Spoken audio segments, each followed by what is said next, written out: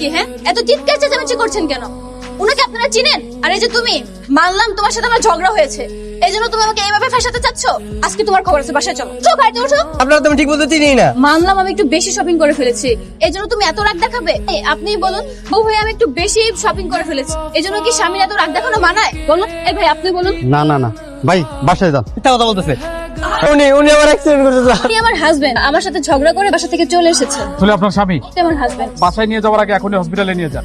হিমাচ্ছে কেন? কে অ্যাক্সিডেন্ট করছে? Doctor sir, আমার অ্যাক্সিডেন্ট হয়েছে। পুলিশকে জানাইতে হবে না?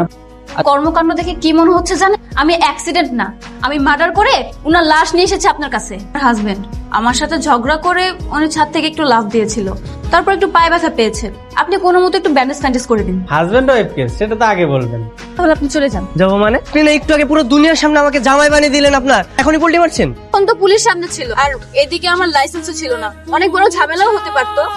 এই ঝামেলা সামলানোর জন্যই তো আমাকে নাটকটা করতে হয়েছে। সামান্য ব্যাপার আপনার মাথায় ঢুকলো না? বাবা, এই ব্যাপার? পুরো দুনিয়ার সামনে আমাকে আপনার জামাই বানিয়েছেন না? আজকে থেকে আমি আপনার জামাই, বুঝতেন? আমার বাসা যাবো না, আপনার বাসা যাবো। চলেন। ওরে বাবা, সব কত আমার বাড়িতে যাবে। ঝামেলা করেছেন না, আপনার পা তো এখনো ভাঙিনি, আমি একদম পা ভেঙে দিব। হাত জোপ। এই ব্যাপার, আবার রাস্তাঘাটে স্বামী স্ত্রী ঝগড়া শুরু করে দিচ্ছেন। হ্যাঁ, চলুন। আপনার ফোন নাম্বারটা দেন না, যদি কোনো ঝামেলা হয় আমি আপনাকে জানাবো। ফসলের সাথে সাথে আমার ফোন দিবেন।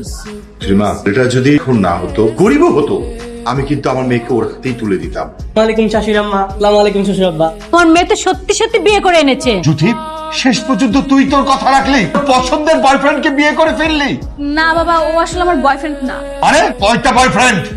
বাবা, ও আমার কেউ না, আর আমি ওকে চিনিও না। ঠিকই, একটু আগে আমাদের রাগারাগি হয়েছিল তো, তাই স্বামী স্বীকার করতে ও অস্বীকার করছে। এরপরে বলেছিল তো সরাসরি আমাদের বাসায় যাবে, কিন্তু আমি বলেছি না, আগে শ্বশুর শাশুড়ি দোয়া নিবো, তারপরে বাসায় যাবো। ঠিক করেছি না শাশুড়ি আম্মা? পছন্দের বয়ফ্রেন্ডকে বিয়ে করছিস না? দাঁড়িয়ে আছিস কেন? জানিয়ে যা, ভিতরে যা।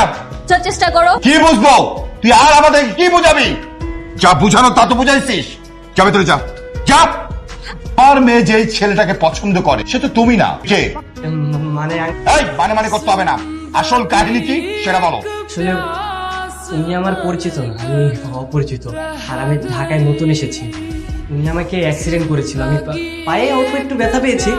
পরবর্তীতে অনেক লোক এসেছিল, আর লোকজনের মাঝখানে আমাকে স্বামীর স্বীকৃতি দিয়েছিল, আর আমিও ওনার সাথে সাথে ওই স্বামীর ক্যারেক্টারটা প্লে করেছি। আমাকে ধরেই ফেলেছেন, আর এখানে থেকে লাভ নেই, আমি বরং চলে যাই। হ্যাঁ, ক্যারেক্টারে আছো, সেই ক্যারেক্টারেই থাকো। মেয়ে যে ছেলেটাকে পছন্দ করে সে একটা মাতাল, নেশাখোর। আচ্ছা, তুমি অনেক ভালো, তুমি লাইনে আছো, লাইনেই থাকো।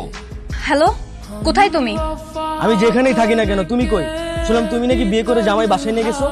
না, এক অন্য কাহিনী, বিশ্বাস করো। এক্ষুনি আমার সাথে দেখা করো। কি পাগল, আমি এত রাতের বাসা থেকে বের হবো কি করে? আচ্ছা ঠিক আছে, তাহলে কালকে সকাল সকাল পার্কে আমার সাথে দেখা করবা। তোমার বাসায় কে কে আছে? বাবা আছে, বোন আছে, আর মা তো ছোট থাকতেই মারা গেছেন। সরি বাবা। আমার মেয়ে ওর বয়ফ্রেন্ডের কাছে যাচ্ছে, তুই বসে আছো কেন?